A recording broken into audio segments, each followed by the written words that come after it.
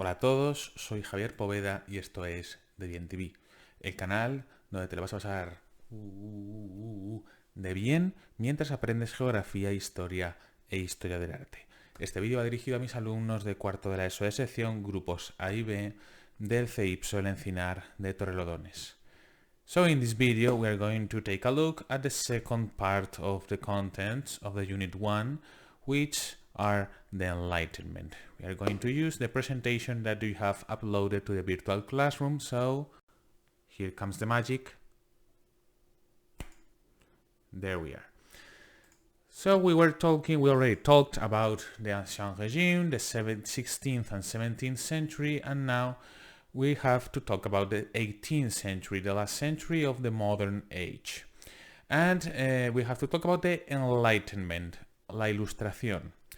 So in the 18th century, this century is a transition between the modern age and the contemporary age, okay? This is not a word or a period term used by the English historiography, but I want you to know it, okay? La edad contemporánea. During this period, some important changes, oh my god, took place which contributed to the collapse of the Ancien Régime. The Ancien Régime is going to end in this century in Western Europe, okay? Only in Western Europe. So the Enlightenment was an important intellectual movement and a new way of thinking that emerged in Europe during this century. The thinkers of the Enlightenment criticized the political and social structures of the Ancien Régime. They criticized, therefore, the absolute monarchy and the states system society. Okay? They didn't criticize the economic system. The main principles of Enlightenment thought were the following. First, learning and teaching. They thought it was essential. People should must learn as much as possible and share their knowledge in order to educate and enlighten, ilustrar, the society. This is why this period is called this way, the Enlightenment.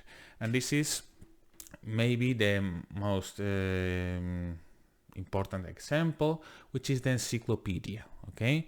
Which compiles all the knowledge that was known in that time. Then the reason is the only real source of knowledge rather than irrational beliefs and dogma.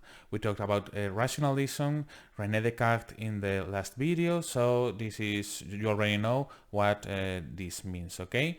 They were opposing the church, okay? That's what irrational beliefs and dogma means, okay? The faith.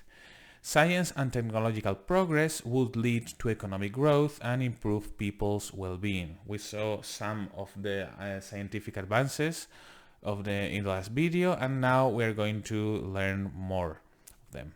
And finally, maybe this is the most important idea of the Enlightenment, the equality and liberty are crucial. Many enlightened thinkers believe that a better society, in order to achieve a better society, this will be only possible if all men, note all men, not women, were free and equal before the law. So this is opposing directly the absolute monarchy and the state system. So what were the political ideas of the Enlightenment? Well, they wanted to abolish the state system. Remember, first, second, third state, noblemen, clergy, and the common people, and make all citizens equal before the law. Mainly, they wanted the first and the second state to pay taxes.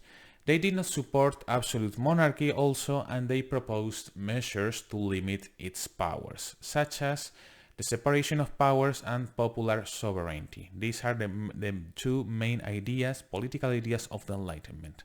There are three main authors, the three of them are French, and for sure you already know them: Montesquieu, Voltaire, Rousseau. Montesquieu, the first one, argued for the separation of powers. This meant that the three branches of government, the legislative, the executive, and the judicial, should be separate from one another, and this would stop power being concentrated in one person, the king, the absolute monarch. Remember, the legislative is the power that makes the law, the executive is the power that rule, and the judicial is the power that supervises the law enforcement. Okay? Then Voltaire favored a strong monarchy, but however he also thought that the power should be limited by the parliament. This is not important, Voltaire. Bleh. And finally, Rousseau, which he is actually important, introduced the idea of popular sovereignty. Sovereignty is the ultimate power, okay? He argued that power resided with the people rather than the crown. So the power was not given by God, but was given by the people. And the politics should be based on agreement between the citizens and the government. So the rules wouldn't be imposed by the government, by the king, okay? This is a text of Montesquieu. The Spirit of the Laws is his most important book, okay? We will see this in class. You can read it on the presentation on the virtual classroom. And so this text from Rousseau, The Social Contract, which is his most important book. Then we have Enlightened Despotism. This was a new form of government. It was a variation of the absolute monarchy, and it was developed in some European countries in the 18th century. Its objective was to combine the absolute monarchy, the despotism. A despot is a kind of king of tyrant in the ancient Greece, okay, with Enlightenment ideas aimed at modernizing the country and improving people's well-being, okay. They wanted, these enlightened despots wanted to try to improve the life of its subjects, okay. This is they are taking some ideas from the Enlightenment, but without giving away their power, okay. So what these enlightened despots had the following characteristics. They maintained their absolute power through centralized Dios mío, governments that implemented their policies. Okay, they, as I said, they tried to take into practice some of these enlightened ideas, but without giving away any of their power. Okay, they did not. They also appointed Enlightenment thinkers to important positions, for example, as royal ministers. This is the case, for example, of Spain with Jovellanos or el Marqués de la Ensenada, etc. And they tried to make changes peacefully, okay, through education and new laws. Okay, they were small changes and they were transformed into laws in a peaceful way.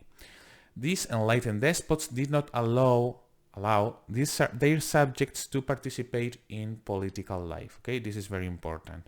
For this reason, they are identified with the phrase everything for the people, but without the people. They aimed to improve the life of their subjects, of the people, but without counting with their opinion.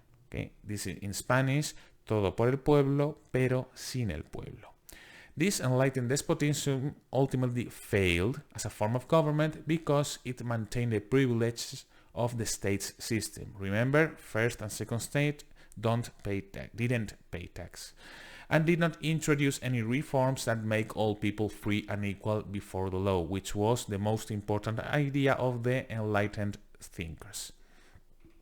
The most famous enlightened despots were Frederick the Great of Prussia, Catherine II the Great also, she was the Empress of Russia, Joseph II of Austria, and in Spain, Carlos III. Look at his nose. Vaya tocha. So in Spain, in the 18th century, there is going to be a change of dynasty. Instead of the Habsburgs, the Bourbons, which is a French dynasty, is going to take the Spanish throne. Carlos II was the last Spanish king of the Habsburg line, of the Habsburg dynasty. He died without heirs, creating a serious conflict over the succession. Okay? This conflict became the War of the Spanish Succession, which took place between the years 1701 and 1714. Carlos II named Philip of Anjou, Felipe d'Anjou, as his successor to the Spanish throne. He was a grandson of Louis XIV. He was from the Bourbon dynasty and he was the grandson of Louis XIV. Philip, he was supported by the crown of Castilla. Okay, remember that in the Habsburg, in the Spanish, the Habsburg Spain, there were several councils, Castilla, Aragon, Navarra, Indias, etc., etc. He was supported by the Castilians. On the other hand, we have Austria and Great Britain, who gave military support to the other candidate, which was a member of the Habsburg dynasty, the Archduke Charles of Austria.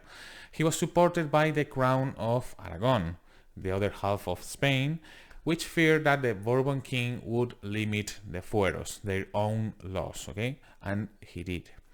This war, over 13 years, ended with the treaties of Utrecht and Rastatt in 1713 and 1714. As a result, Austria gained the lands from Spain, gained some lands from Spain in Europe, such as Milan and the Spanish Netherlands, and Great Britain took Gibraltar and Menorca. Okay, remember the map we saw of the Europe in the 17th century at the beginning of this unit?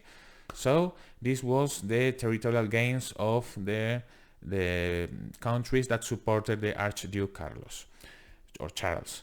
And then Philip of Anjou became Felipe V, the King of Spain, and this was the start of this dynasty in our country. Here you have Philip of Anjou, very young, and the Archduke Charles of Austria with this beautiful hair.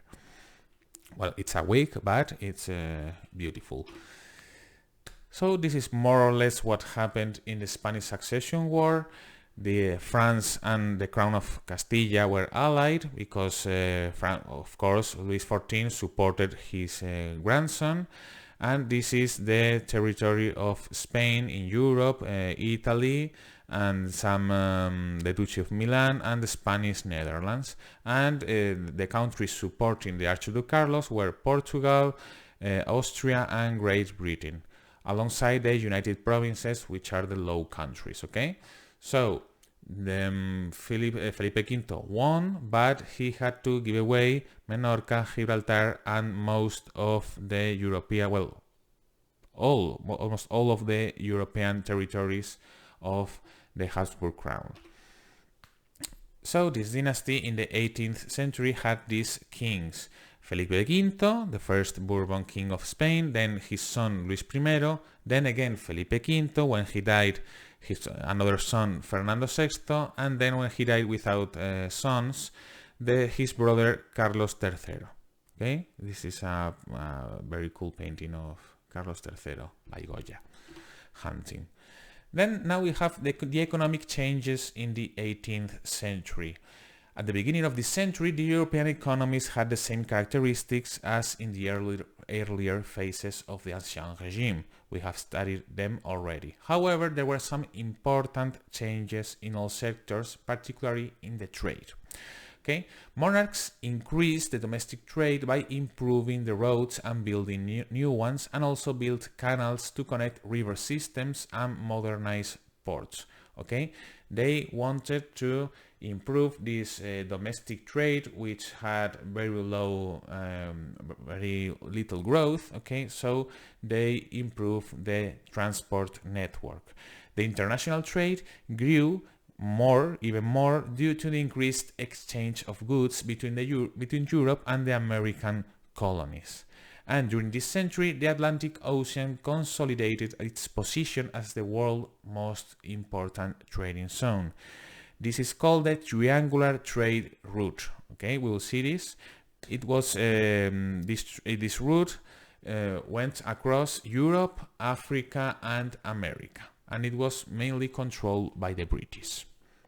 Here we have, this is why it is called triangular trade, because it has three sides. Okay, from Europe they were sent manufactured goods to Africa. They were sold here, and then in exchange they received slaves. The slaves were transported to the American colonies, where they worked mainly in the crops, okay? And then the raw materials, which only could be gathered in America, came to Europe, and they were used as luxury items or as manufactured goods, or to make another manufactured goods. For example, here we have these manufactured goods that travel from Europe to Africa were guns, clothes, iron, or beer. Then the slaves, the black slaves, came to Africa, and they were here to the West Indies and North America to work in the plantations of, I don't know, cotton or corn or many others, okay? And from here, the British mostly, took back to Europe raw materials such like rice, silk, tobacco, sugar, lumber, furs, etc., etc., okay? And these triangular trade routes worked very well and made the British very rich. This is an interesting picture of branding slaves, okay? The slaves were branded, were marked with hot iron to mark their property, okay? And well, this is very cruel, but I wanted to show you. And finally, we have to talk about the scientific advances in the 18th century, okay? For example, the thermometer, which were invented by Celsius and Fahrenheit, each one of them each one of them, like, well, they invented their own scale, no? of how to measure the temperature. The Fahrenheit system, which is used in the Anglo-Saxon countries nowadays, and the Celsius system, which is used by the rest of the world, okay, the normal one. Benjamin Franklin, which proved that the lightnings from the sky are made out of electricity. This is the famous Kite Experiment. He flew a kite on a stormy night, and a lightning hit the kite and lighted up a key that was tied to the rope of the kite, okay? This is a lightning rod, un pararrayos, used by or invented by Benjamin Franklin. And I think, in my opinion, the most important or interesting scientific advance was the invention of the vaccine, las vacunas. This is Edward Jenner. The first vaccine was invented by this guy in 1796, a vaccine for the smallpox, la viruela. This is a kid of 20, I think this photo is from the 80s, 1980s, a kid suffering from smallpox. Okay, he came with this idea as seen because he saw that the people who was in contact with cows with cowpox, la viruela vacuna, they suffered the smallpox, the human pox, la viruela humana. They suffer it better than the ones who weren't. So he came with this idea that if you inoculated a small amount of this virus to the people directly, you will be immune to a posterior attack of this smallpox. Okay, I don't know what to say at this time. It's very late at night, and I'm sorry, but my brain is not working as it should.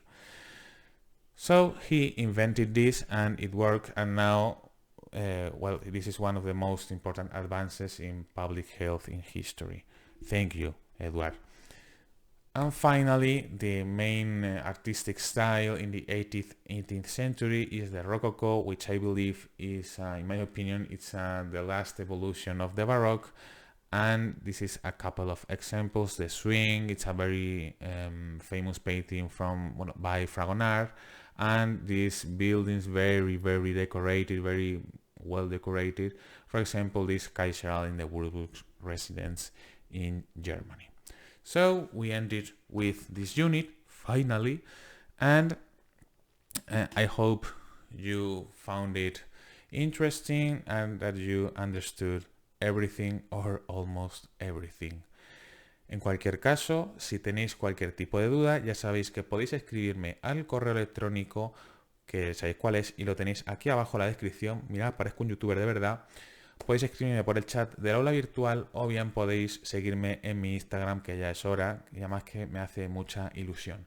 Termino este vídeo con una frase muy famosa, bueno, muy famosa, muy graciosa, de un ilustrado español que viene a decir lo siguiente: yo escribo porque no tengo dinero ni de dónde sacarlo. Este es Torres Villarroel, que es un escritor español famoso por tirarle a un alumno un astrolabio durante una clase en la Universidad de Salamanca.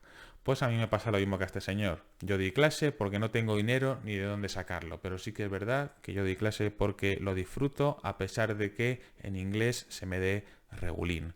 Gracias por ver el vídeo y nos vemos en el próximo.